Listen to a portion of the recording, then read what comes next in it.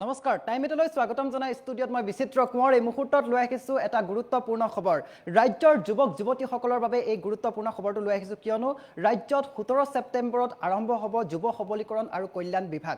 এই মুহূৰ্তত সবিস্তাৰ লৈ আহিছো এই গুৰুত্বপূৰ্ণ খবৰ আৰু ৰাজ্যৰ যুৱক যুৱতীসকলৰ বাবে এই মুহূৰ্তত এটা ভাল খবৰ লৈ আহিছো এটা গুৰুত্বপূৰ্ণ খবৰ 17 ছেপ্টেম্বৰত ৰাজ্যত গঠন হ'বলৈ গৈ আছে যুৱ সবলীকৰণ আৰু কল্যাণ বিভাগ প্ৰধানমন্ত্ৰী নৰেন্দ্ৰ মোদীৰ জন্মদিন অৰ্থাৎ 17 ছেপ্টেম্বৰৰ দিনাই আৰম্ভ হ'ব এই বিভাগ আৰু এই বিভাগৰ জৰিয়তে ৰাজ্যৰ যুৱক যুৱতীসকলৰ বাবে বিভিন্ন কাম কাজ কৰিব চৰকাৰে আৰু বিভাগটোৰ আওতালৈ আহিব ৰাজ্যৰ যুৱ আয়োগ এনচিচি এনএছএছ আৰু এমপ্লয়মেণ্ট এক্সচেঞ্জ ৰাজ্যৰ বিভিন্ন স্তৰত শিক্ষা বিভাগে হাতত লোৱা যুৱ কল্যাণৰ কামসমূহ আন বিভাগসমূহে হাতত লোৱা যুৱ কল্যাণৰ সকলো কাম এই বিভাগৰ অন্তৰ্ভুক্ত হ'বলৈ গৈ আছে আৰু যুৱক যুৱতীসকলৰ কল্যাণৰ বাবে নিৰন্তৰ কাৰ্যসূচী গ্ৰহণ কৰিব এই বিভাগে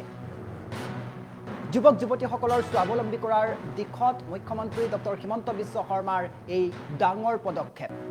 ৰাজ্যৰ যুৱক যুৱতীসকলৰ বাবে এই মুহূৰ্তত এটা ভাল খবৰ জনাই আছো 17 ছেপ্টেম্বৰৰ পৰা ৰাজ্যত আৰম্ভ হ'বলৈ গৈ আছে 17 ছেপ্টেম্বৰত ৰাজ্যত গঠন হ'ব যুৱ সবলীকৰণ আৰু কল্যাণ বিভাগ প্ৰধানমন্ত্ৰী নৰেন্দ্ৰ মোদীৰ জন্মদিন 17 ছেপ্টেম্বৰ আৰু এই 17 ছেপ্টেম্বৰৰ দিনাই ৰাজ্যত আৰম্ভ হ'ব এই যুৱ সবলীকৰণ আৰু কল্যাণ বিভাগ আৰু এই বিভাগৰ জৰিয়তে ৰাজ্যৰ যুৱক যুৱতীসকলৰ বাবে বিভিন্ন ধৰণৰ কাম কাজ কৰা হ'ব বিভাগটোৰ আওতালৈ আহিব ৰাজ্যৰ যুৱ আয়োগ এনচিচি এনএছএছকে ধৰি এমপ্লয়মেণ্ট এক্সচেঞ্জ ৰাজ্যৰ বিভিন্ন স্তৰত শিক্ষা বিভাগে হাতত লোৱা যুৱ কল্যাণৰ কামসমূহ আন বিভাগসমূহে হাতত লোৱা যুৱ কল্যাণৰ সকলো কাম এই বিভাগৰ অন্তৰ্ভুক্ত হ'ব বুলি জানিব পৰা গৈছে আৰু যুৱক যুৱতীসকলৰ কল্যাণৰ বাবে এই নিৰন্তৰ কাৰ্যসূচী গ্ৰহণ কৰিব বিভাগে আৰু যুৱক যুৱতীসকলক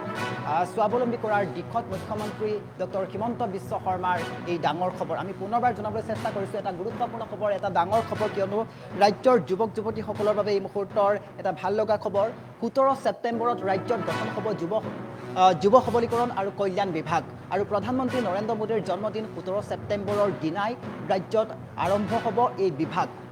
আৰু এই বিভাগৰ জৰিয়তে ৰাজ্যৰ যুৱক যুৱতীসকলৰ বাবে বিভিন্ন ধৰণৰ কাম কৰিব চৰকাৰে আৰু বিভাগটোৰ আওতালৈ আহিব ৰাজ্যৰ যুৱ আয়োগ এনচিচি এনএছএছ আৰু এমপ্লয়মেণ্ট এক্সচেঞ্জ ৰাজ্যৰ বিভিন্ন স্তৰত শিক্ষা বিভাগে হাতত লোৱা যুৱ কল্যাণৰ কামসমূহ এই বিভাগৰ আওতালৈ আহিব আৰু আন বিভাগসমূহে হাতত লোৱা যুৱ কল্যাণৰ সকলো কাম এই বিভাগৰ অন্তৰ্ভুক্ত হ'ব যুৱক যুৱতীসকলৰ কল্যাণৰ বাবে নিৰন্তৰ কাৰ্যসূচী গ্ৰহণ কৰিব এই বিভাগে আৰু যুৱক যুৱতীসকলৰ স্বাৱলম্বী কৰাৰ দিশত মুখ্যমন্ত্ৰী ডক্টৰ হিমন্ত বিশ্ব শৰ্মাৰ ডাঙৰ পদক্ষেপ এই মুহূৰ্তত মুখ্যমন্ত্ৰীগৰাকীৰ কিছু মন্তব্য আছে কিছু ভাষ্য আছে আমি শুনাই ল'ব বিচাৰিছোঁ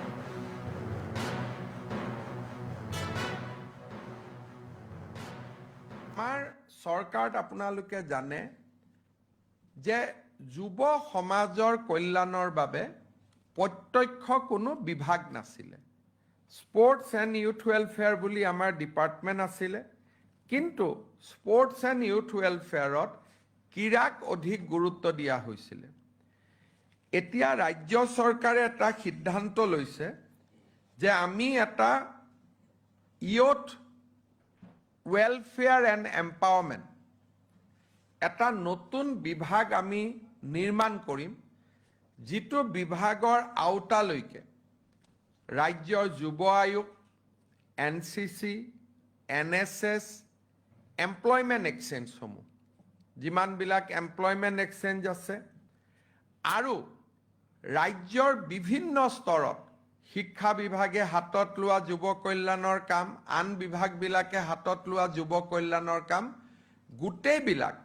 সেই বিভাগটোৰ ওপৰত ন্যস্ত হ'ব আৰু এই বিভাগটো আমি আশা কৰিছোঁ